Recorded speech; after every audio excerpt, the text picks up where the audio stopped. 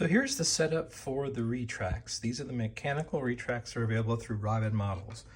Here you can see that the wing center section has them already mounted, temporarily mounted right now with just 2 screws, but you can see that each retract is powered by 1 servo.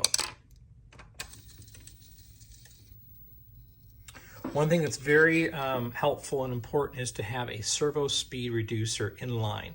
That will help make the aircraft look more scale when the gear are going up and down, as well as reduce wear and tear on the retracts themselves. One recommendation that I have is to make sure that the line between your trunnion here and your connection point to the servo is pretty much straight across. It's not elevated or on a decline, it's as straight across as possible. When setting up your retracts, you're going to want to make sure that you put the retraction in line with the servo.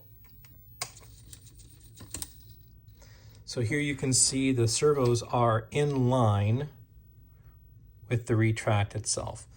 The reason for that is the greatest strain on the servo is going to be in the retracted position. And if you have too much strain, it eventually will overheat the servo. This reduces that tension on the servo because it's in direct alignment. The pressure is going this direction versus out here on a pendulum. Each servo is set up on its own channel, and the 2 channels are linked to your retract switch and your transmitter.